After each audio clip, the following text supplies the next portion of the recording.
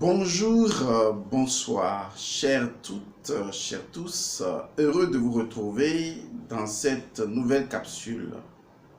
Aujourd'hui, je vais aborder avec vous une thématique que j'espère vous apportera, disons, des éclaircissements pour mieux agir dans la vie. Je suis Elmoncio Godson. Je vais donc parler avec vous de comment demander à Dieu. C'est important. C'est important de savoir comment demander à Dieu. C'est important parce que on ne vous a pas appris que l'acte de demander n'est pas un acte, c'est un art. Vous devez développer l'art de demander.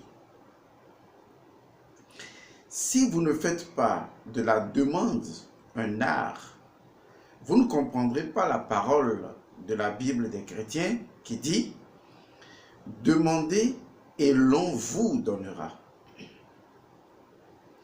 Ce qui est curieux, c'est que bien que cet énoncé ne soit pas l'expression d'un Jésus de Nazareth ou le Nazaréen d'il y a quelques siècles, mais en fait il s'agit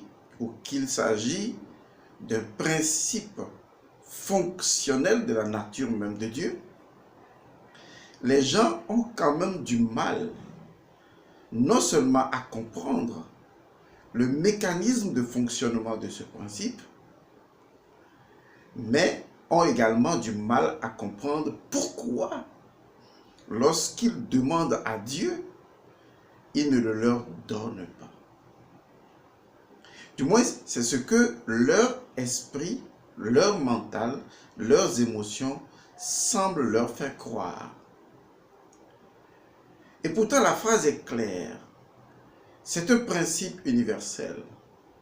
Ce principe ne souffre d'aucune contradiction, d'aucune ambiguïté, d'aucune défaillance que ce soit. Et comme tout principe, il est parfait. Il est complet en lui-même. Demandez et l'on vous donnera. Mais le vrai problème, c'est nous demandons, vous demandez et on ne vous donne pas. Et donc, il s'ensuit de la frustration, de la colère ou du découragement. Et on dit, mais il a dit, le principe a dit, demandez et on vous donnera, et je demande, et on ne me donne pas. Une chose est sûre et certaine. Si c'est un principe qui fait partie du mécanisme de fonctionnement du tout que vous appelez poétiquement Dieu, il est donc impossible que vous demandiez et que vous ne receviez pas. Et donc, le problème ne se trouve pas dans pourquoi vous ne recevez pas, mais le problème se trouve dans comment vous demandez. C'est parce que vous n'avez pas compris que l'acte de la demande est un art. Et que si vous ne développez pas l'art de demander, eh bien, vous ne pourrez absolument pas recevoir. Il ne faut donc pas accuser le principe. Et je ne vous demande même pas de vous accuser ni de vous juger. Je vous demande simplement de jouer votre partition. Parce que dans cet énoncé, qui en fait est un équerre, qui en fait est un principe universel, il y a votre part, il y a la part du tout. Votre part, c'est de faire la demande. Et la part du tout, eh bien, c'est de vous donner ce que vous avez demandé. Mais si nous savons que le tout est le tout, parce qu'en réalité, Le tout n'est rien d'autre que le tout. Et s'il y avait quelque chose en dehors du tout, c'est forcément le tout. Nous comprenons que le fait de ne pas recevoir ne vient pas du tout, puisque le tout est le tout. Le tout est la complétude même. Et donc, il n'y a pas de manque dans le tout. Et donc, ce manque qui devient une expérience négative de la demande ne doit pas être ressenti comme un refus du tout, mais plutôt comme une défaillance dans le fait de la demande. Je dis cela pour que ce soit clair pour chacun d'entre vous. Parce que vous n'avez pas cultivé l'art de demander. Je vais vous aider un tout petit peu. Je prends mon exemple simple. Mon exemple, ce n'est pas un exemple personnel, c'est un exemple avec vous. Vous savez ce que je veux dire par là, un exemple avec vous? Laissez-moi vous expliquer. Aujourd'hui, je reçois beaucoup de personnes de par le monde, au téléphone généralement. Les gens m'appellent, les gens m'écrivent beaucoup, les gens me posent des questions, les gens me posent des problèmes. Et beaucoup de personnes, parmi les gens qui me contactent, se plaignent que je ne réponds pas à leurs demandes. Ou il y en a qui disent que je les néglige. Il y en a qui, peut-être, ne comprennent pas les réponses que je donne. À un moment donné, je me suis dit, mais en fait, je comprends Dieu. Enfin, si je peux personnaliser Dieu, je reste dans la compréhension que vous avez de Dieu. Si je personnalise Dieu, je dis, mais en fait, je comprends Dieu. Et je comprends pourquoi vos demandes ne peuvent pas être reçues en retour vers vous. Je comprends parfaitement. Parce qu'en fait, si vous ne vous mettez pas à la place de Dieu, vous ne comprendrez vraiment pas que les êtres humains ne savent pas demander. Et le vrai problème qui vient de ne pas savoir demander ou de ne pas avoir développé l'art de demander, le vrai problème provient justement de la questionologie. Parce que les gens ne savent pas poser une question. Parce que si vous savez poser une question, si vous savez vous poser une question, vraiment une question, vous allez résoudre avec vous-même, le dilemme de la question et vous pourriez réellement savoir quelle est la demande à faire. Je donne mon exemple parce que vous imaginez aujourd'hui, je reçois des échanges d'un peu partout. Vous tous qui suivez cette vidéo et les autres vidéos, je vous remercie de nous contacter. Mais beaucoup de personnes, près de 99% des personnes qui me contactent pour demander des choses, pour questionner, ne savent vraiment pas comment le faire correctement. Je vais donner quelques exemples. Premièrement, vous avez des personnes qui veulent vous appeler directement. Vous imaginez que lorsque j'ai commencé à recevoir quelques personnes qui avaient commencé à m'appeler sur WhatsApp, je ne sais pas si c'est parce que WhatsApp est gratuit, mais en fait, dès que les personnes vous ont au téléphone, c'est comme si les personnes cherchent à vous envahir avec tous les problèmes que ces personnes ont. Ce n'est pas en fait ça qui est gênant. Ce qui pose vraiment problème, c'est que les gens, hypnotisés par leurs préoccupations, leurs problèmes, leurs frustrations,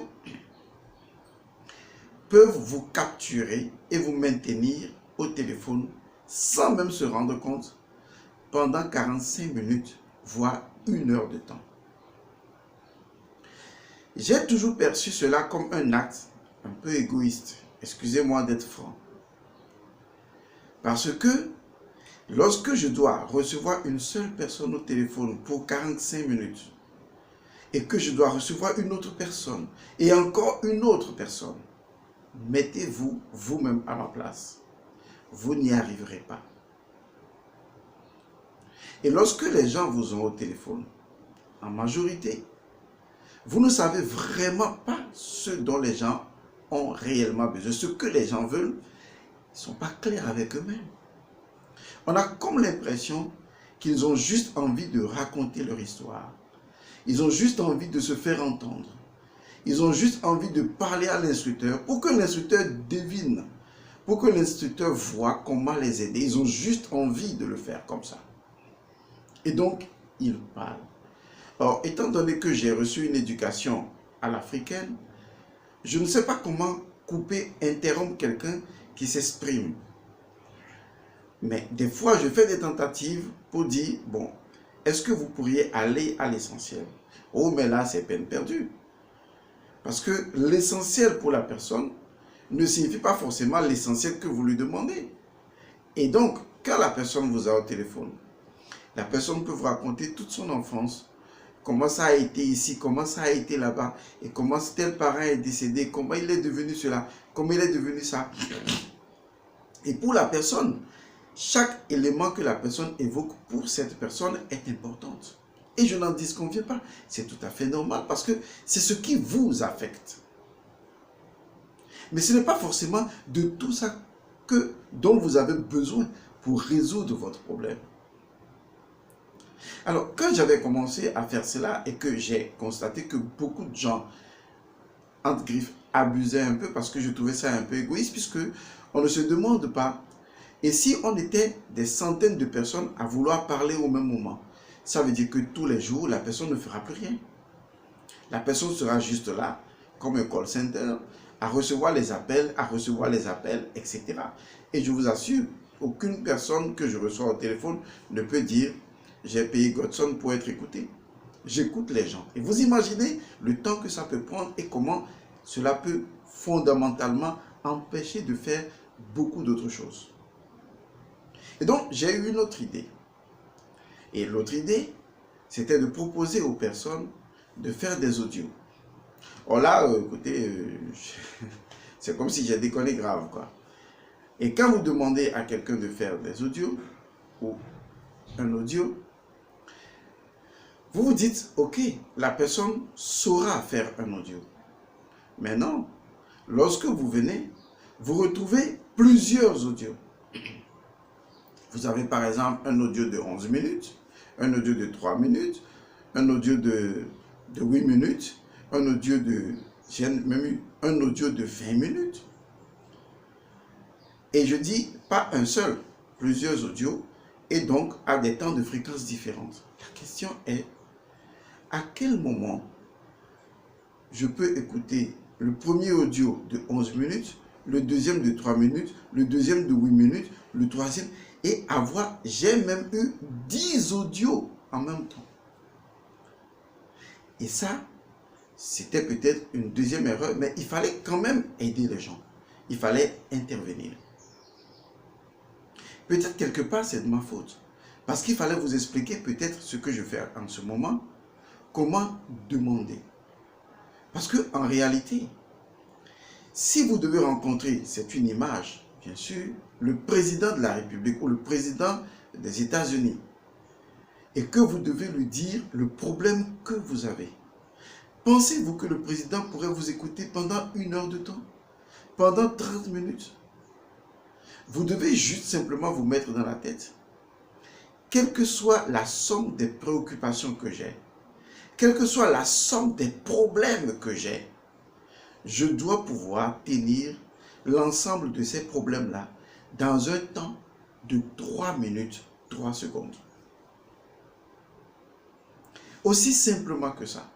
3 minutes, 3 secondes, 3 tierces. C'est-à-dire que je veux parler à un président de la République qui me dit « oui, ok, venez ». Au-delà de 3 minutes, la situation devient bizarre.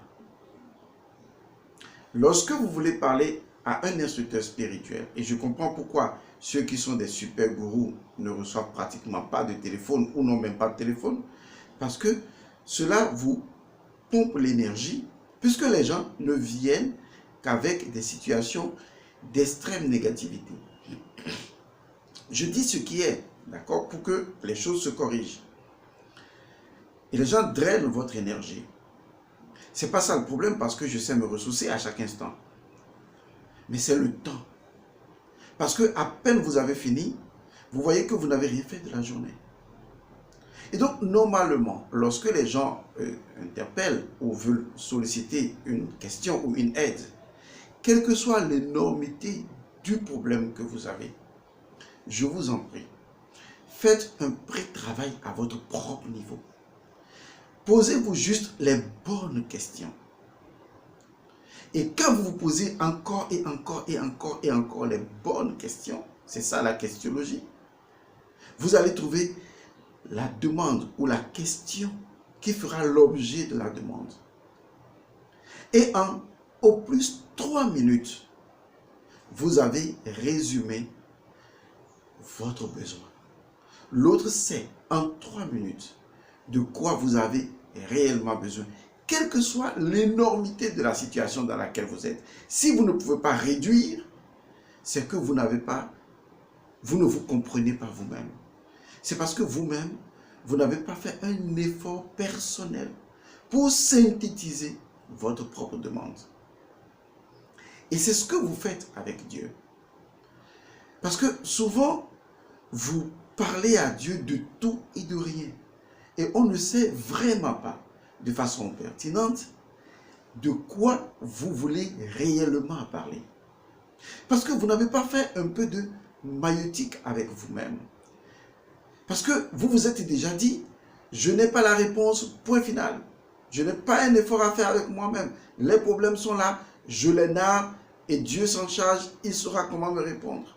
Ce n'est pas comme ça que ça fonctionne. Vous savez, dans l'Égypte antique, il y a un principe qui était déjà connu. Et c'est de ce principe-là que Socrate a appris pour ressortir son histoire de maïeutique.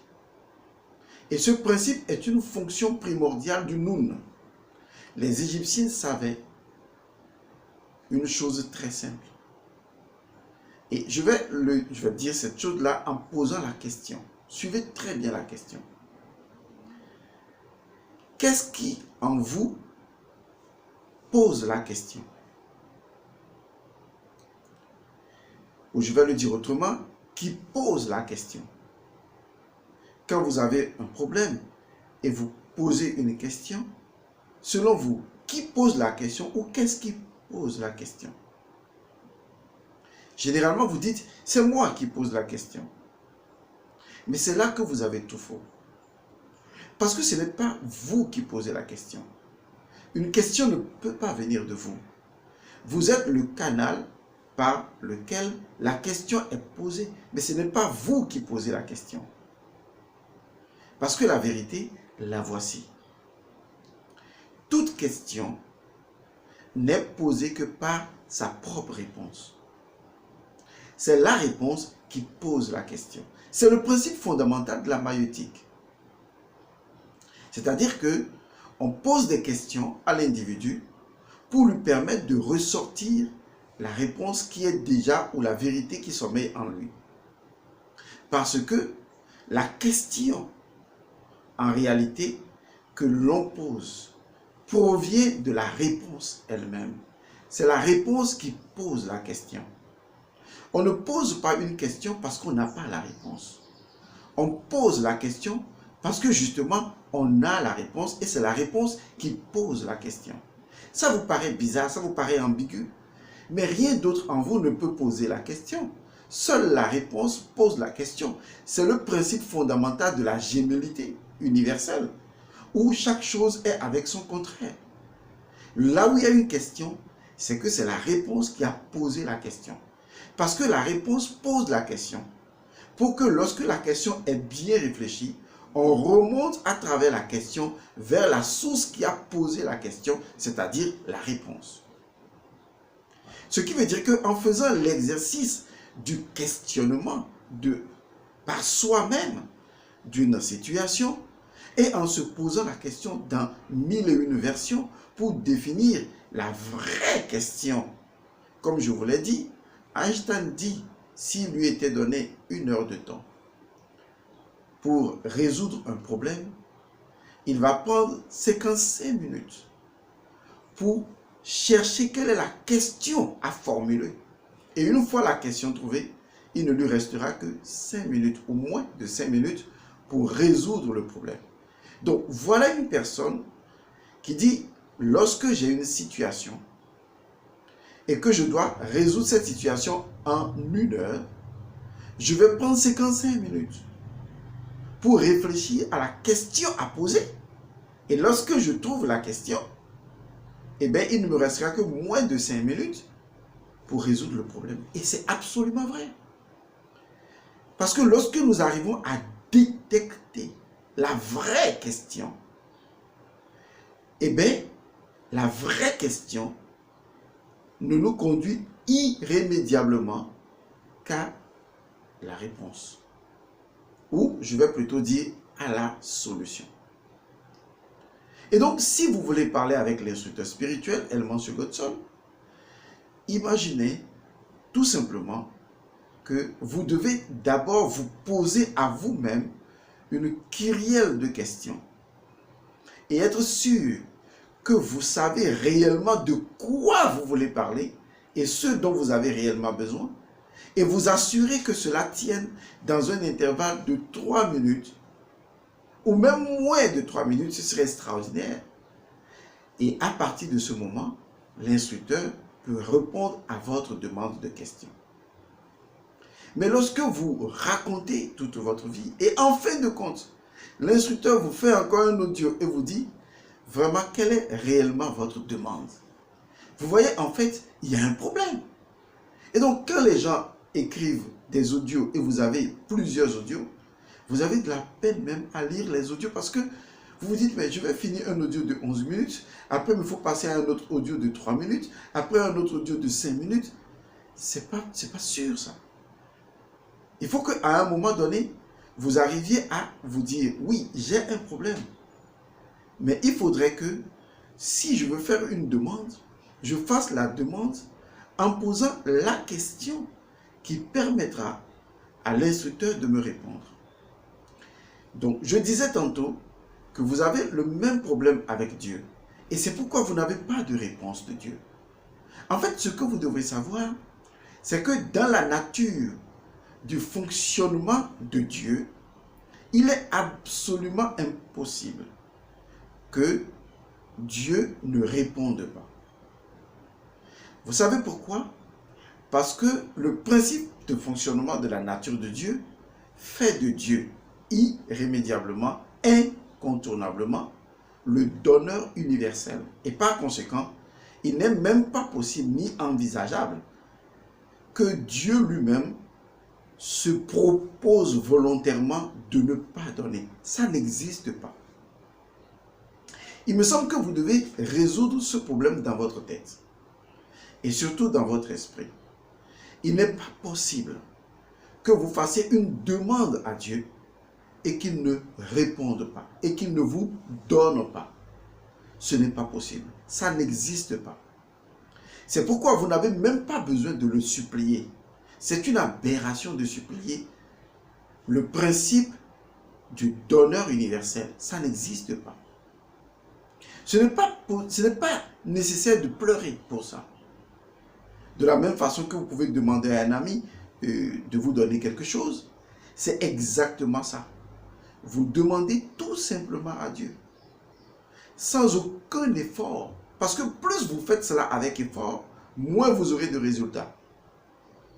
Cela veut dire que votre esprit vous dit quelque part, ou votre mental, je vais dire plutôt votre mental vous dit quelque part, que Dieu a besoin de plus d'efforts de votre part pour pouvoir répondre. La prospérité universelle n'a besoin de faire aucun effort pour donner. Le tout n'a aucun effort à faire ou aucun effort à demander de votre part pour être disponible avec vous. Dieu est la disponibilité elle-même, la disponibilité universelle, et donc il n'a besoin d'aucun effort particulier, ni d'aucun rituel particulier pour que Dieu vous donne. Vous avez tout simplement à lui demander et il vous donne, même sans aucune prière de votre part. Ça ne vous étonne pas-t-il pas que des personnes qui sont même soi-disant athées obtiennent de Dieu? Parce qu'on n'a pas besoin d'être religieux pour obtenir de Dieu. Dieu est un principe neutre. Celui qui sait demander, sait recevoir, qu'il soit chrétien, musulman, ou qu'il ne soit même pas adorateur de Dieu, qu'il croit en Dieu ou pas. C'est vous qui dites qu'il ne croit pas en Dieu, mais il agit selon un principe qui lui permet d'avoir ce qu'il veut. Pendant que vous allez dire à Dieu, oui Dieu, s'il te plaît, je t'ai demandé ceci la dernière fois, regarde ma famille est désespérée. Et vous pensez qu'avec ça, Dieu va vous donner. Non, il ne s'agit pas de se victimiser ou de s'apitoyer sur soi-même. Ça n'a rien à voir. J'aime bien mon maître Waga. Je l'ai écrit dans le livre Sastas 1. Et certainement ceux qui ont déjà acheté ce livre vont le découvrir. Le grand maître Waga, il dit que Dieu est un dispositif constant qui commet toujours le bien. Et que ce dispositif constant est également appelé le côté affirmatif de la nature. Je n'ai jamais oublié cela. Ce sont des clés que le maître m'a données. Il dit, Dieu est un dispositif qui commet toujours le bien. Le jour où j'ai lu, parce que pour me former, il fallait qu'il me donne des principes, le jour où le maître Waga m'a donné le principe qu'il a écrit de sa propre main, et ce principe-là, il a écrit, il a dit, Dieu est un dispositif constant qui commet toujours le bien. Je me suis dit, mais écoutez, ce monsieur-là, il se prend pour qui? Comment peut-il faire de Dieu un dispositif? Mais j'ai mis longtemps à comprendre cela. Lorsque j'ai commencé à enseigner, il y a 20 ans, j'ai enseigné tous ces principes-là, surtout ce principe-là, à tous mes étudiants. Ce principe-là, il se trouve dans le livre Sastas 1. Et je vous assure, vous mettrez même peut-être 6 mois, 1 an avant de le comprendre. Mais vous pouvez également le comprendre rapidement.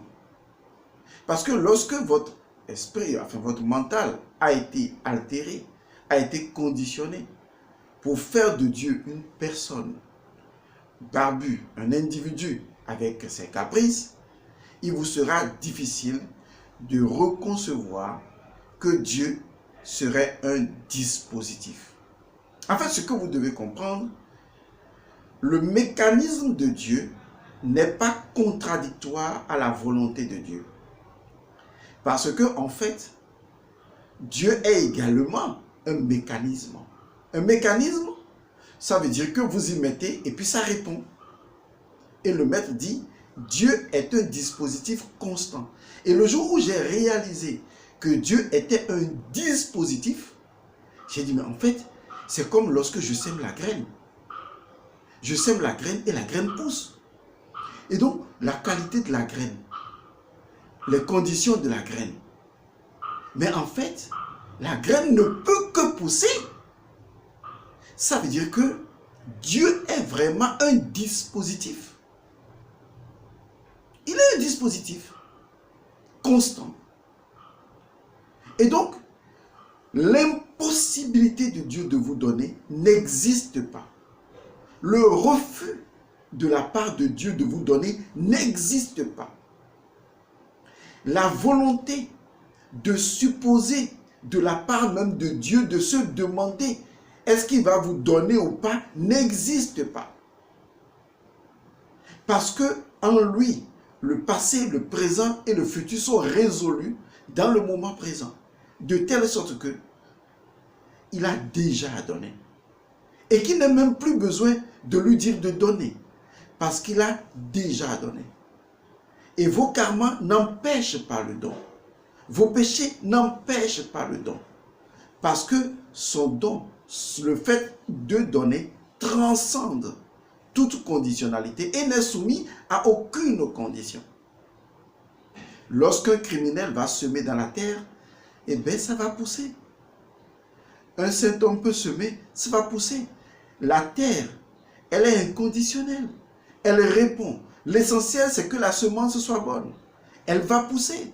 La terre ne demande pas, est-ce que vous êtes chrétien? Est-ce que vous êtes musulman? Est-ce que vous adorez Dieu? Vous semez, la terre donne. Et donc, j'avais commencé à comprendre, il y a plus de 20 ans, que Dieu était vraiment un dispositif. Qu'il n'existe aucune fonction à l'intérieur de la nature de Dieu qui puisse refuser de la part de Dieu de vous donner. Et donc, à partir du moment où j'ai eu cette information, j'ai commencé alors à réfléchir sur l'art de demander. Comment demander à une réalité, un dispositif qui ne peut pas vous refuser quoi que ce soit. Vous voyez, il faut donc réfléchir à ce que vous faites. Parce que vous pensez souvent trop mal. Et après vous dites, Dieu ne m'a pas donné. Tout comme vous dites, nous avons écrit allemand sur Godson, nous avons demandé ceci, il ne nous a pas répondu. Mais vous avez fait ça comment? Vous voyez, est-ce qu'avec ce petit élément que je viens de partager avec vous, est-ce que vous pensez qu'il est nécessaire de parler à Dieu pendant 1 heure, de réciter des sommes absurdes de prière? Et donc, le problème, ce n'est pas le tout ou Dieu qui doit vous donner. Le vrai problème, c'est que vous ne savez pas demander. Vous n'avez pas l'art de la demande. Je viens juste de faire une introduction. Je vais faire une deuxième capsule pour vous permettre de comprendre réellement ce que c'est que l'art de demander. Vous devez faire de la demande un art. Mais retenez ceci. Comme le maître me l'a enseigné, Dieu est un dispositif constant qui commet toujours le bien. Avec grand B, bien sûr. Et ce dispositif constant est également le côté affirmatif de la nature. J'adore le maître Ouaga, il est génial. Dieu, un dispositif constant. En tout cas, j'espère que je ne vous ai pas troublé parce que vous avez tellement emmagasiné d'informations sur Dieu que vous justifiez même que Dieu a la possibilité de dire non à une chose que vous lui demandez. Mais laissez-moi vous poser une question. Est-ce qu'un dispositif a le choix du refus? En fait, là où Dieu est le dispositif, c'est qu'il avait déjà fait ce choix. Le choix de ne pas refuser. Le choix d'être disponible absolument. C'est ce qui fait de lui le tout. Et une fois que vous avez compris ça, je crois que on peut entrer dans l'art de demander. Portez-vous bien.